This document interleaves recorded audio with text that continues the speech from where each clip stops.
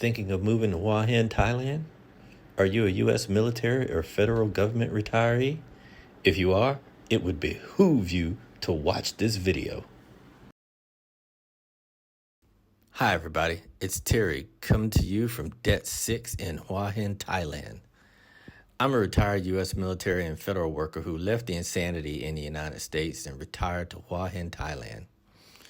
If you're a military or government retiree who's considering making a move to Hua Hin, in this video, I'm going to discuss what my basic monthly costs are.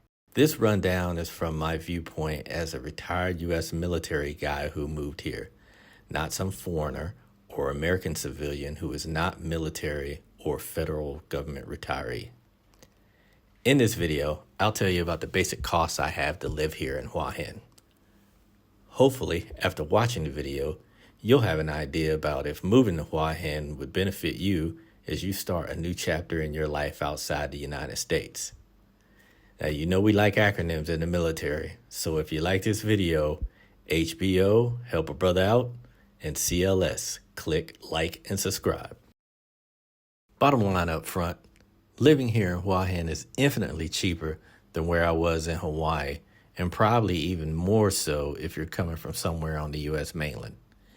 In this video, I'll only cover my basic monthly costs such as rent, electric, and water, but I'll also touch on a couple of other expenses I have here in Hua Hin. I won't be discussing food, medical facilities or expenses, health insurance policies, visa expenses, or extra expenses such as nightlife, travel, etc. Hey, I can't shoot my wad in one video, right? Okay, so let's get into it. Let me preface this video by stating that if you're considering moving to Hua Hin, the biggest thing you need to do is to have your finances in order before you come here.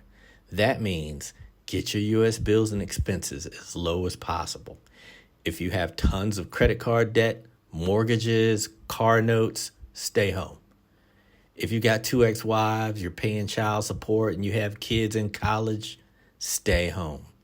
If you have major medical issues, stay home. And finally, if you're MAGA or you're an asshole Karen or Ken, stay home.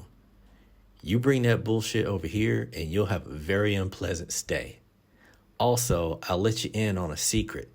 This place is full of brown people and some of them don't speak English. People come to Thailand to get away from that nonsense in America. So if you think you're going to ride around on your motorbike with your stupid red hat on and fly your MAGA flag from your balcony over here, you're probably going to get your ass kicked by someone, and the Thai police won't do a thing about it because Thais don't like the big orange baby either. Loser. I rent a 3-bedroom, 2-bath, modern house with a small pool. The pool service and yard service are included in my rent, which is 40,000 baht, so around $1,200 US. You can rent an apartment or condo for even cheaper, but I brought my 2 cats with me, so I had to have a pet-friendly place. This usually entails renting a house because most apartments and condos don't allow pets. Many houses don't allow pets either, so you have to search real hard to find a pet-friendly place.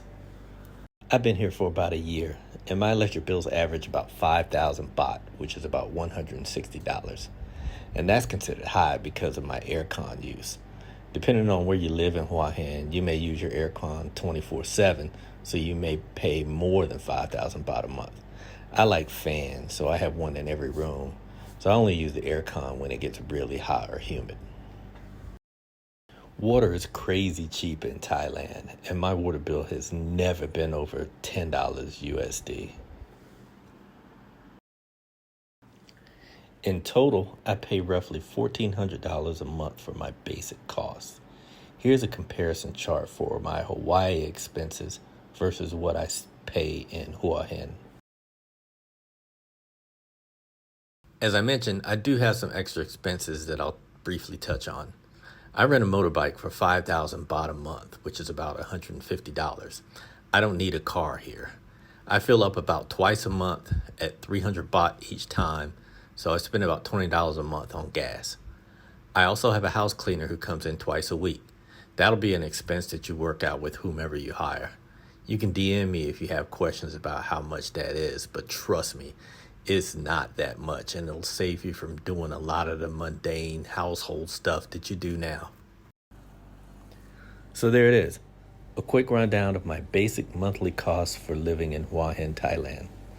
And in true military fashion, I've told you what I was going to tell you, I told you, and I told you what I told you. I've also included this obligatory briefing pie chart, but I'm not going to add numbers to the chart because it's none of your freaking business what my total income is. This just shows that since I got my finances squared away before I made the move here, that this is what I spend on my basic living expenses and what's left over to, pay some other bills with, save, or buy some of the devil's lettuce over here. Just joking. So stick around, and in future videos, I'll discuss topics like getting your VA meds sent to Thailand versus buying your meds on the economy, medical facilities, health insurance, visa expenses, getting a bank account or a driver's license, food options and prices, and extras like nightlife, travel, etc. So if you have any other questions, please leave me a message in the message section, and I'll answer you or point you in the right direction. If you enjoyed this video, make sure to like and subscribe and share it with your military and government retiree friends. Stay tuned for future videos about living in Hua Hin. In conclusion, living in Thailand, and especially Hua Hin, is awesome. It's one of the best life decisions I ever made. Do your research, crunch your numbers, hit me up with your questions, and then decide if making the move to Hua Hin is right for you. I know it was for me. So until next time, as you were.